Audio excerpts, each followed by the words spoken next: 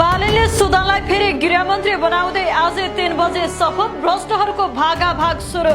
दर्शकबिन विवादका कारण पद छाड्न बाध्य भएका नेता फेरि सत्ताको केन्द्रमा फर्किँदा राजनीतिक वृत्तमा नयाँ तरंग पैदा भएको छ।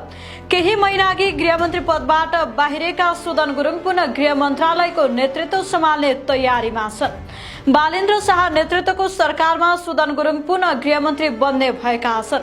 उनी आज अपराह्न 3 बजे पद तथा गोपनीयताको शपथ लिने तयारी भएको उच्च सरकारी स्रोतले जनाएको छ।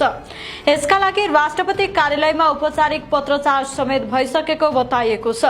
यससँगै केही महिना अघि विभिन्न विवादका कारण गृहमन्त्री पदबाट राजीनामा दिएका गुरुङ पुनः देशको सबैभन्दा महत्वपूर्ण मन्त्रालय मध्ये एक मानिने गृह मन्त्रालयको जिम्मेवारी सम्हाल्ने अवस्थामा पुगेका छन्। गुरुङ यसअघि गत चैत 13 गते गृह मन्त्रीमा नियुक्ति भएका थिए। गृह प्रशासन सुरक्षा निकायको समन्वय तथा देशको शान्ति सुरक्षा व्यवस्थापनको जिम्मेवारी सम्हालिरहेका बेला उनीसँग सम्बन्धित सम्पत्ति, शेयर लगानी तथा स्वार्थ बाँचिने विषयलाई लिएर सार्वजनिक बहस चर्किएको थियो। विपक्षी दलहरू तथा विभिन्न क्षेत्रबाट लगातार प्रश्न उठ्न थालेपछि उनले नियुक्तिको 26 दिनपछि अर्थात् गत वैशाख 9 गते गृहमन्त्री पदबाट राजीनामा दिएका थिए। राजीनामा दिँदै उनले आफूमाथि लागेका आरोपहरूको निष्पक्ष छानबिन हुनुपर्ने भन्दै नैतिक जिम्मेवारीका आधारमा पद त्याग गरेको बताएका थिए। साथै सत्य तथ्य बाहिर ल्याउन आफू छानबिन प्रक्रियामा पूर्ण रूपमा सहयोग गर्न तयार भएको धारणा सार्वजनिक गरेका थिए। उनको राजीनामापछि सरकारले आरोपहरूको अध्ययन तथा अनुसन्धान गर्न विशेष छानबिन समिति गठन गरेको थियो।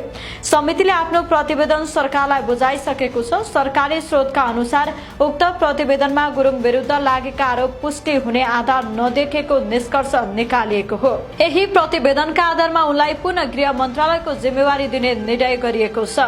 गुरुङको पुनरागमनसँगै सरकारभित्र राजनीतिक सन्तुलन, सुरक्षा नीति तथा प्रशासनिक नेतृत्वबारे नयाँ चर्चा सुरु भएको छ। राजसभाभित्र प्रभावशाली नेताका रूपमा परिचित गुरुङ गोर्खा क्षेत्र नम्बर 1 बाट निर्वाचित सांसद हुन्। युवा पुस्तामा लोकप्रिय मानिने उनी स्पष्ट धारणा राख्ने, आक्रामक शैलीमा प्रस्तुत हुने तथा संगठन विस्तारमा सक्रिय नेताका रूपमा चिनिन्छन्।